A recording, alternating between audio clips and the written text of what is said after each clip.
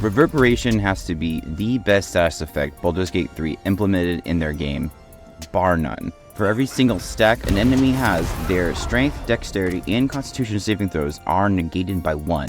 And once you break 4 stacks, they'll then have to make a saving throw or be prone and take a d4 of thunder damage. It also creates this incredibly satisfying explosion sound once it hits. There's a couple caveats though. Unfortunately, if they are immune to thunder damage, this won't happen at all, which also means that it will not work in silence, as silence completely negates thunder. Now, being able to drop a target's strength, dex, or constitution saving throws is a huge deal.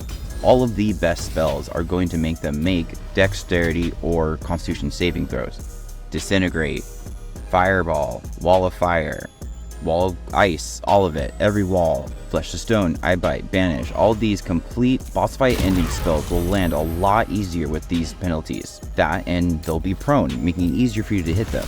The extra damage is just for funsies. There's 3 main items to get Reverberation onto your targets, and thankfully the application is so broad that it'll work on basically anything. Starting with the best way, the Boots of Stormy Clamor. These are boots that you can find in the Underdark from a trader. Unfortunately, you do have to do his mini quest, but afterwards, the Mind Flayer Olelum will open up his store to you, allowing you to just buy them.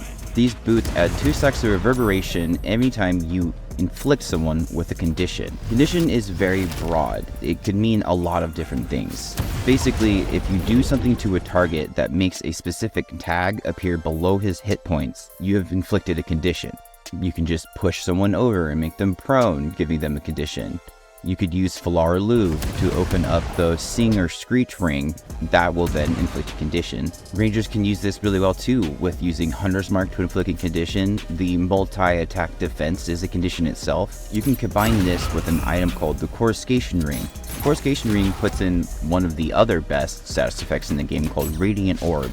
This ring will apply Radiant Orb to any hit of magical damage. Now, you put these boots on with this ring, every bolt of magic missile is now going to apply the condition Radiant Orb, therefore triggering the boots to get Reverberation on top. Every time I have someone asking me for personal advice on how to get past a boss, this is the first combination I tell them. It completely removes their ability to fight you, they can't stand up, their stats are completely demoralized, it works on honor mode.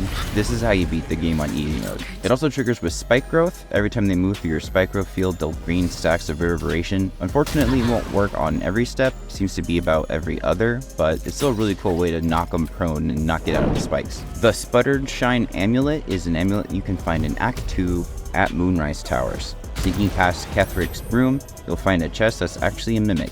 Beat that mimic up, take his stuff, and you'll get the amulet. The Shudder Spine Amulet inflicts 2 stacks of Reverberation for every landed spell attack. Now, this is a spell that you actually have to roll to hit, so a spell like Magic Missile wouldn't be helpful at all. So you'll want to use spells that hit multiple times, like Eldritch Blast or Scorching Ray. Eldritch Blast being the best choice as it is a cantrip. So a Warlock could just be using this as his main weapon and drop everyone's stats and knocking them on their ass at the same time.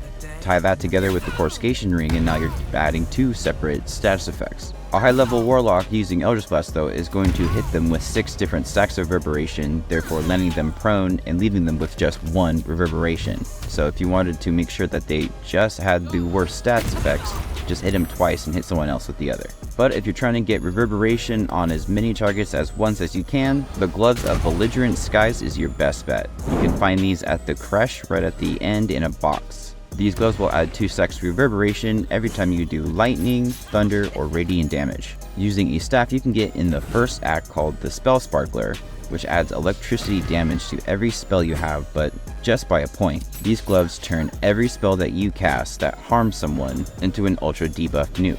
You can cast a fireball that then lowers their saving throws to make sure that the next fire you cast is even stronger. These are also excellent gloves for an Eldritch Knight using the Charge Bound Hammer. You can lower the big boss saves by fighting on the front lines so your spellcasters on the side can do the huge nuke damage. But before you try it, I do have to warn you, it does not work with Falar Louv. The Screech ability does add a d4 of thunder damage to anybody who takes damage in that area, but it does not ping with the Gloves of Belligerent Skies. Sorry. I wish it did. Hey guys, I hope you enjoyed my video. I would love to thank my sponsors, especially these guys right here. Anybody who pledges on the adventure or higher category on any of the platforms get added into the ending credits.